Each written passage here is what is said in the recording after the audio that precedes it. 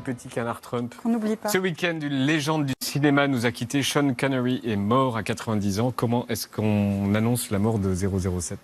Eh ben, on l'annonce partout, déjà. On a appris la nouvelle samedi. Instagram. Notamment, Yann, tu maîtrises très bien les technologies. On a appris la nouvelle samedi et elle a fait le tour du monde. The actor Sean Connery has died. Lutto nel mondo del cinema. Sean Connery скончался в возрасте. Sean Connery. Sean Connery has died.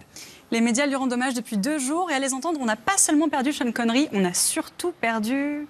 Le personnage de James Bond. Disparition de James Bond. Il était Bond, James Bond. C'est la disparition du plus iconique, c'était James Bond. Il restera à jamais James Bond. Sean Connery restera connu pour son rôle du célèbre espion James Bond, un rôle qu'il a pourtant failli ne pas avoir. Il devient acteur un peu par hasard, après avoir renoncé à une carrière dans le foot, figurez-vous. Et lorsqu'il passe les castings, Ian Fleming, l'auteur du livre James Bond, ne veut pas de lui. Il le trouve trop trapu, pas assez subtil. C'est la femme de Ian Fleming qui insiste auprès de lui, impressionnée par son... jeu d'acteur.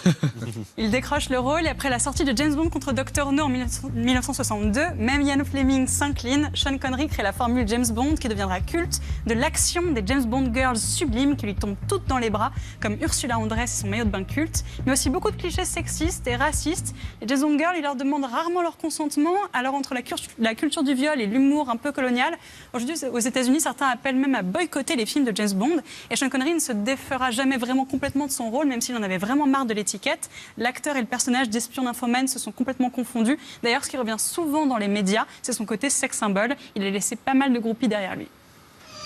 Sean Connery, archétype de l'idéal masculin. L'incarnation de la virilité. Ce séducteur aux innombrables conquêtes à l'écran. Il plaisait énormément aux femmes. Clairement, c'était la classe.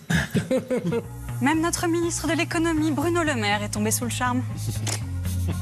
Sean Connery, qui est disparu hier. oui, qui est un immense acteur. C'est le charme et la séduction fait homme. Alors, sexy, oui, mais aussi sexiste. Même sans parler des scènes machistes des James Bond, ce week-end, une interview de 1987 de Sean Connery par la star de la télé américaine Barbara Walters a refait surface, et notamment un extrait qu'on n'a pas beaucoup vu dans les nécros. Le voici. You did an interview in which you said, not the worst thing to slap a woman now and then. As I remember, you said you don't do it with a clenched fist, it's better to do it with an open hand. I haven't changed my opinion. I don't think it's that bad. I think that it depends entirely on the circumstances and if it merits it. Then I think it's absolutely right. To give her a good slap. Yeah, absolutely.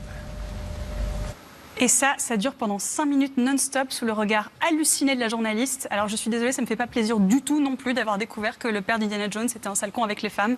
Moi je l'aimais bien, Sean Connery, mais comme beaucoup de stars de cette époque, c'est une icône ambivalente, un acteur culte aux opinions très nauséabondes.